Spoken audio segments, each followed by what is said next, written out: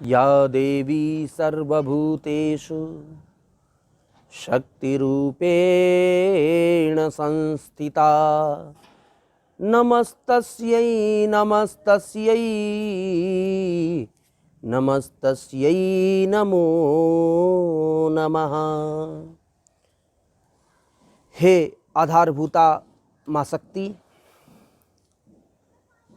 आपके द्वारा रचित इस पृथ्वी की विधाओं में कितना आनंद है और इसी जीवन में लोग उस सुगंधि का आनंद लेते लेते अपने जीवन को कितने मर्म के द्वारा धर्म में आकर के अपने दिव्य कार्यों को करते हैं। सुगंधित वातावरण और नेचुरल ये पृथ्वी, ये प्रकृति, तत् दृश्यत पश्यताम, दृश्य देखते हैं, अलग अलग स्थानों पर जाते हैं, अलग अलग जगहों पर जाकर के अपने नेत्रों के द्वारा उन दिव्य दिव्य भागों को देखते हैं। कितना दिव्य नजारा है, कितनी अलौकिक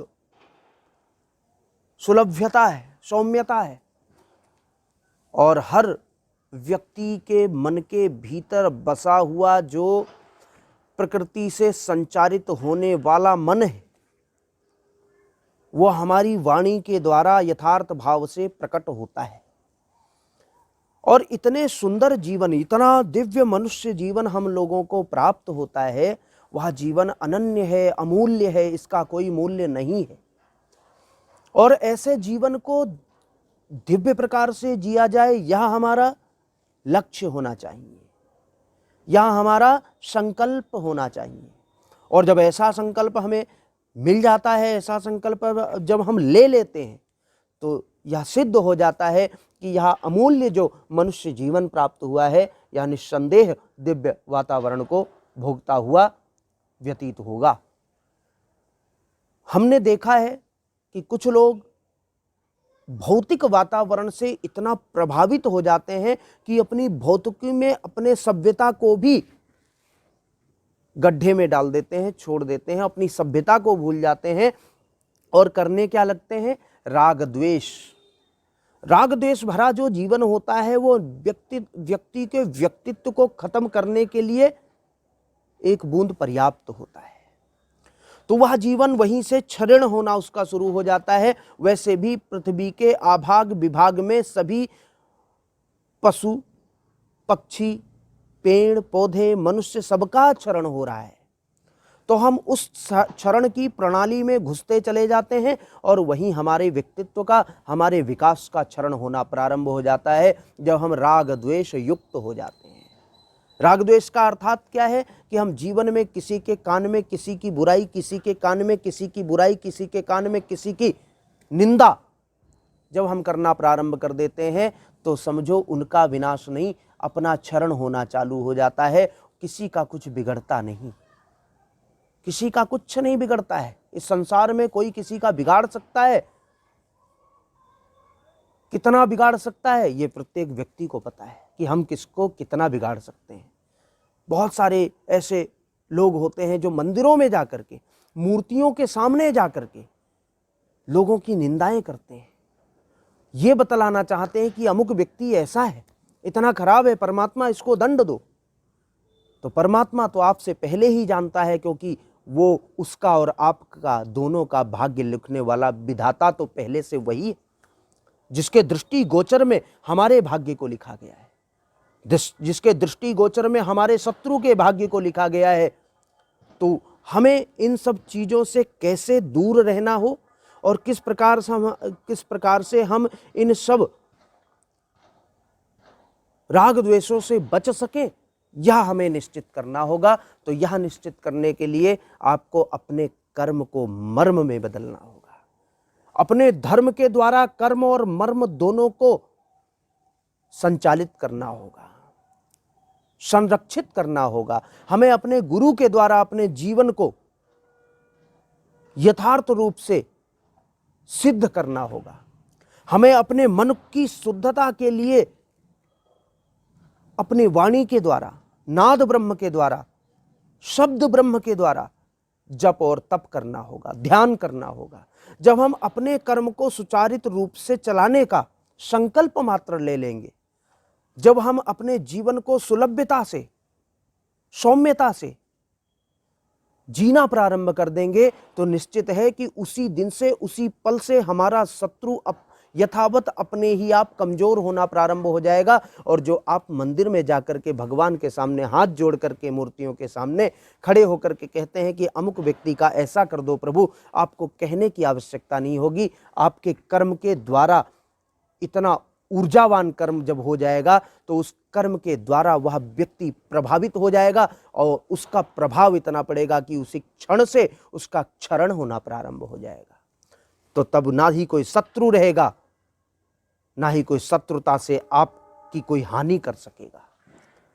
प्रत्येक जगत में बसने वाला प्रत्येक प्राणी आपका मित्र जिस समान होता चला जाएगा, चाहे आपके प्रभाव से हो, चाहे आपकी आभा मंडल से हो, या आपके जाप से हो, या आपके ध्यान से हो, या आपके ज्ञानेंद्रियां कर्म इंद्रियों से हो, या ज्ञान के द्वारा हो, या बुद्धि के द्वारा हो, विवेक के द्वारा हो, सौम्यता के द्वारा हो, प्रसन्नता के द्वारा हो, अन्य किसी भी प्रकार से हो। प्रत्येक जनमानस, प्रत्येक प्राणी आपका मित्र होता चला जाएगा और वह मित्रता आपके जीवन में निरंतर आनंद बरसाने लगेगी। और वह आनंद जब आपको प्राप्त होना प्रारंभ हो जाएगा तो समझो मानो हर पल अमृत समान बूंद आपके जिह्वा पर रस टपकाना प्रारंभ कर देगा। वह अमृत, जिस अमृत के द्वारा आपका जीवन, अमूल्य जो जीवन है, वह वास्तविकता में अमूल्यता भरे रास्तों से, अमूल्यता भरे डगरों से विचरना प्रारंभ हो जाएगा, विचरण करने लगेगा। परमात्मा भी आपसे प्रसन्न हो जाएंगे, इसलिए कि उन्होंने जिस हेतु आपको इस मनुष्य शरीर में जन्माया है, भेजा है, वह खुश हो जाएंगे, प्रसन्न हो जाएंगे और आपको निरंतर आपके मस्तिष्क से जैसे ही परमात्मा का ध्यान होगा, निश्चित है कि वह आपके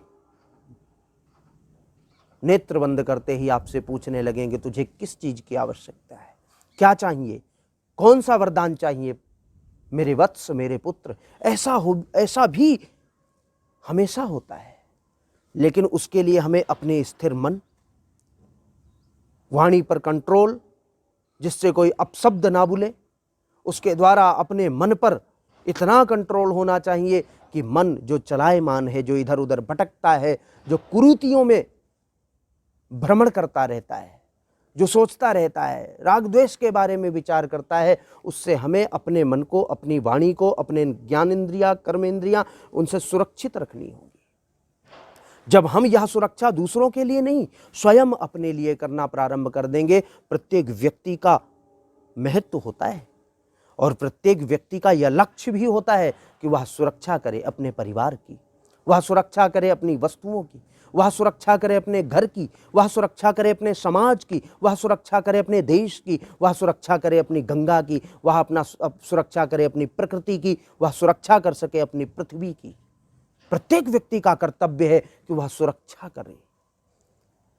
तो हमें एक सुरक्षा और अपने जीवन में बढ़ानी होगी, वह सुरक्षा है अपने मन, अपने ज्ञान, अपनी वाणी की। जब हम सुरक्षित कर लेंगे, उसको संरक्षित कर लेंगे, संवर्धित कर लेंगे, तो निश्चित है जब हम किसी तत्व के पीछे दौड़ रहे होंगे तो वह तत्व हमसे दूर नहीं होगा, तत्व को हम पकड़ सकेंगे और हम तत्व ज्ञानी हो जाएंगे, वह तत्व हमें प्राप्त हो जाएगा, इसलिए हम तत्वदर्शी भी कहलाए जाएंगे। तो हमें अपने जीवन में राग द्वेषों को दूर करते हुए, अपने आप को पोषित करते हुए, संरक्षित करते हुए सुरक्षित रखना है और जीवन में इस अमूल्य जीवन का आनंद लेना ही है। आज से ही, इसी समय से आप ऐसा संकल्प लें। यह मेरी आपसे प्रार्थना है, कामना है। मैं आपके साथ हमेशा हमेशा जुड़ा रहता हूँ, जुड़ा रहूँगा और आपके मार्गों को प्रशस्त करने हेतु जो मैंने अपने गुरु के द्वारा, परमात्मा की कृपा से, शास्त्रों का विवेचन, पठन पाठन जो मेरा हुआ है, उनके द्वारा, उनके माध्यम से मैं आपका मार्ग प्रशस्त करता रहूँगा। ऐसी मैं भगवती से कामना करता हूँ और आप सभी लोग हमसे जुड़ करके अपने मार्गों को सुरक्षित करें, अपने सनातन को सुरक्षित करें और अपने अमूल्य जीवन को सुरक्षित करें। यह मेरी आपसे प्रार्थना है। जय महामाई, जय जगदम्बा।